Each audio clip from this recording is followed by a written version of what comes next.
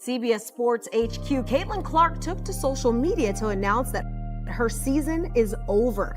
Clark hasn't played since July 15th after suffering a groin injury. She was limited to just 13 games this season. The Fever are 13-15 without her this year and just a game and a half ahead of the Sparks for that final playoff. City to the Circle City of God, 6 foot from the University of Iowa, 22, Caitlin Clark.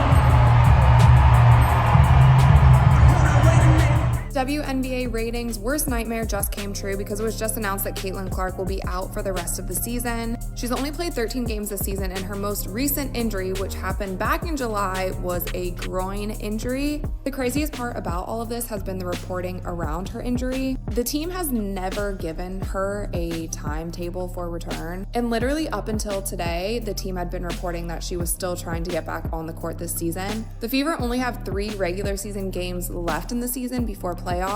Some fans were even speculating that they've just been stringing fans along the whole time because they know that ratings and attendance would drop once they announced that she's out, which is also so ironic that they announced it the day that football season starts. Anyway, this is not only a huge blow for the Fever, but also for the entire WNBA. Caitlin was out with an injury back in June. Viewership dropped over 50% across the league. That's the kind of effect that she has on things. And it seems like from her post and how they announced it, Caitlin was the one that was trying so hard to get back on the court. She has traveled to every single away game. She's always meeting with fans, taking photos, signing autographs, doing all of the things because she knows how many people come out specifically to see her. But I'm really interested to see what viewership and attendance looks like now that it's official that she's done. The hope is gone. Sending my best to Caitlin. I have no doubts that she will be back stronger than ever. Hopefully. Things are about to get real fast. The WNBA's most promising star, Caitlin Clark, the player who has captured the hearts of millions and brought a whole new wave of attention to the league, has just been caught in a perfect storm of coaching mistakes, tactical blunders, and organizational mismanagement. Trust me, the fallout from this? It's going to change everything. Stephanie White, the head coach of the Indiana Fever, who was supposed to be leading this team to glory, has finally been fired. But what led to this explosive moment? Was it a random bad game, or was there something far more sinister and damaging at play? This is the kind of story that doesn't just involve one coach or one player. It has implications that could reshape the entire WNBA. Stick with me, because we're diving deep into a controversy that could be the beginning of the end for the Fever and the start of a new chapter for Caitlin Clark. It's about to get interesting. Let's take you back to the night of July 10th, an unforgettable night, and not for the reasons the Fever hoped for. The Indiana Fever were absolutely obliterated by the Golden State Valkyries, losing 91-72 in a humiliating blowout that would haunt the franchise for years. But it wasn't just a loss, it was a complete and utter collapse of everything the Fever had worked for. Fans watched in horror as their team crumbled under the bright lights. But it was worse than that. Caitlin Clark, the face of the franchise, was back after an injury hiatus, and instead of the spark they needed, she was a shadow of her former self. Clark wasn't just playing poorly, she wasn't playing at all. Her game, the one that had ignited this team and captured the hearts of millions, was erased. No pick and rolls, no fast breaks, no dynamic plays, just Clark standing in the corner like a forgotten role player. Coach White had, in essence, put a chokehold on her greatest asset, a move that shocked fans and analysts alike. The morning as well, because Caitlin Clark fans, I want to say Fever fans, but at this point, so many of you, including myself, has lost faith in everybody involved in leadership and in management and coaching. We've just sort of, I got to tell you, I don't have any more real good things to say about the Fever organization as of now, because I will contend that they have known this was going to happen. As the game unfolded, you could almost feel the energy drain from the arena. Clark, the player who had made basketball exciting for so many, was reduced to a spectator, watching as her teammates, including Ari McDonald, ran the offense. The frustration was palpable. The fans, who had poured their hearts and wallets into supporting this team, could barely recognize what they were watching. The social media storm that followed was immediate. Fans weren't just disappointed, they were furious. They couldn't believe what they were seeing. Caitlin Clark, sidelined in a game that should have been her comeback. It was a PR disaster for the Fever, and one that no one, least of all Coach White, seemed to take responsibility for. The divide between Caitlin Clark and Stephanie White wasn't a sudden explosion. It had been simmering for months, slowly festering until it erupted in public view. It all started back in May, after a heart-wrenching loss to the Liberty. Clark had said it clearly in front of cameras, "I'm best with the ball in my hands. That's when I'm most effective." She wasn't asking for the world, just the opportunity to be herself on the court, to lead and create.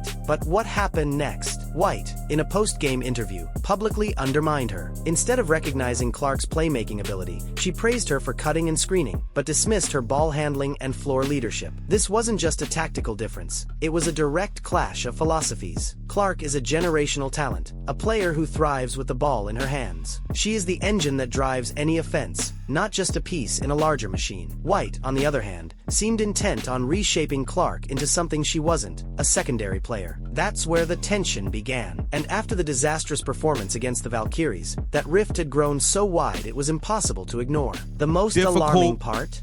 To believe that the Indiana Fever are just now realizing that, hey, she's done for the year. I think this has been done. I told you guys, I put out a video 2 weeks ago saying, man, she's done. She's done. Once they put out the article, when she was supposed to return versus the Minnesota Lynx, supposedly, and then the Scott Agneses and all them start talking about she suffered a bone bruise in Phoenix, I told y'all it was a wrap. My mom would always be like, I'm not helping you. Like, you got to figure out a way, like, to hold your own. And I was like that annoying little cousin that, like, always wanted to hang out with the older cousins and the boys. And honestly, I kind of just got bullied. But they're now, like, my biggest fans. Like, they come to all my games and, like, they're, like, honestly my best friends. And people always joke, like, you have a million cousins. And I'm like, I really do. But, like, those are, like, my best friends and, like, my people. And White's system wasn't just ineffective for Clark, it was actively damaging to the team. Without Clark dominating the ball, the Fever lost their offensive identity. And what did Coach White do? Instead of reassessing her approach, she doubled down. She believed that the team could function without their star player driving the offense, and that mindset would be the root cause of the franchise's downfall. As the losses piled up, the Fever's fans grew increasingly restless. But after the Valkyries debacle, something snapped. The fans, who had once stood by their team through thick and thin, began to openly question their commitment to the Fever. Caitlin Clark, the player who had brought excitement and hope to this franchise, was being misused. She was sidelined not just from the game, but from everything that made her special. Fans took to social media in droves, angry and disillusioned. These weren't just casual viewers, they were die-hard Fever fans, the ones who bought the jerseys, attended the games, and supported the team through years of mediocrity. But now, they felt betrayed. They saw their star player, Caitlin Clark, treated like just another role player in a system that didn't understand her value. When Clark finished that game with just 8 points, after such a highly anticipated return, the outrage reached a boiling point. It wasn't about Clark's performance. She played as best as she could under those circumstances. It was about the fact that she wasn't being allowed to perform. Fans saw what was happening, and they were done pretending it wasn't. Clark was intentionally held back, and the fans weren't going to stand for it anymore. The frustration wasn't just a fleeting moment, it was a full-blown revolt. What's worse, these same fans who had stood by the Fever through thick and thin were now saying the unthinkable. Caitlin Clark should leave the WNBA. They weren't asking for her to stay. That she's done, the hope is gone. Sending my best to Caitlin. I have no doubts that she will be back stronger than ever. Hopefully. Very difficult to believe that the Indiana Fever are just now realizing that, hey, she's done for the year. I think this has been done. I told you guys, I put out a video 2 weeks ago saying, man, she's done. She's done.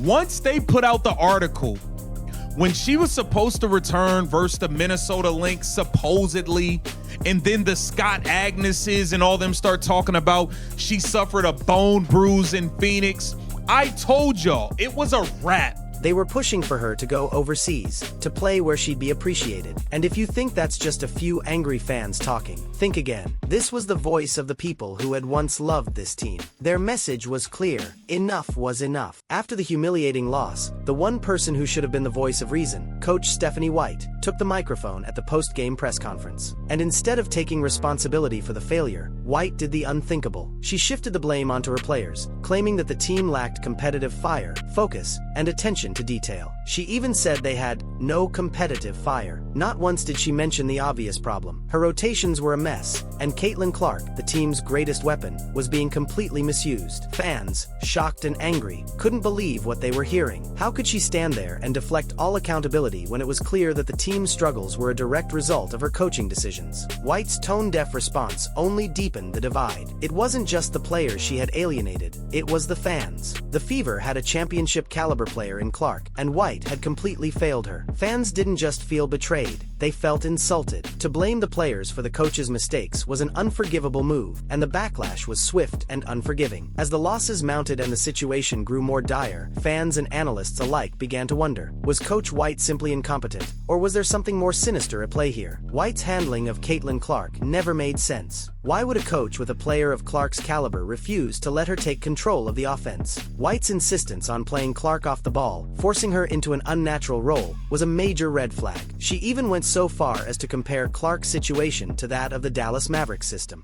claiming the team played better without their star, Luka Doncic. This comparison was not only misguided, but downright insulting to Clark. Clark isn't a player who can be treated like any other. She's the engine of the team, the one who creates plays and sets the tone. To minimize her role was nothing short of malpractice. But was it incompetence, or was it sabotage? It seemed like White was intentionally stripping Clark of everything that made her great, making it impossible for the Fever to succeed with her on the floor. Everything came to a head after the Valkyries game. The Fever's disastrous performance was the final nail in the coffin for Stephanie White. With a 5-15 record after that crushing loss, it was clear that the team was spiraling, and the blame fell squarely on White's shoulders. Her coaching strategy had undermined the team's greatest strength, Caitlin Clark. The offense was broken, the chemistry with Aaliyah Boston was gone, and the team's future looked uncertain. Fans had had enough. It wasn't just a few bad decisions. It was a complete lack of understanding of how to utilize Clark's talent. It was sabotage. The front office finally made the inevitable decision. Stephanie White was fired. But while this might be seen as a victory for those calling for change, it's far from a simple solution. The Fever now face a crossroads. They have to rebuild, but they also have to find a way to repair the relationship with their fans, their star player, and their entire franchise. Now, the question is, what happens next for the Fever and for the WNBA? The team is at a crossroads, with Caitlin Clark's future hanging in the balance. The next coach they hire will determine whether the Fever can build a future around their star player or continue to flounder in mediocrity. But this situation has bigger implications than just one team. Caitlin Clark isn't just a player, she's the face of the WNBA.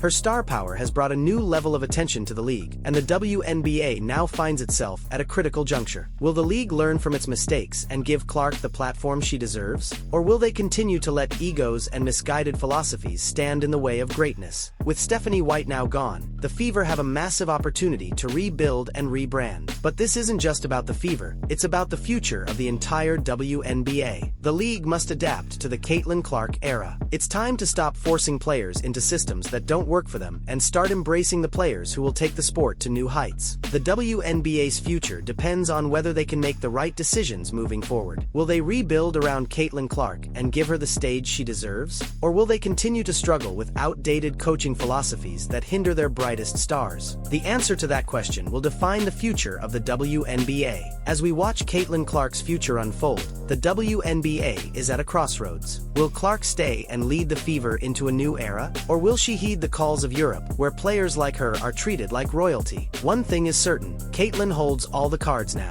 The league's survival depends on how they respond to her. If they play their hand right, they may just secure the future of women's basketball in the US. If they don't, Caitlin Clark might be the next big global icon, and the WNBA will be left in the dust.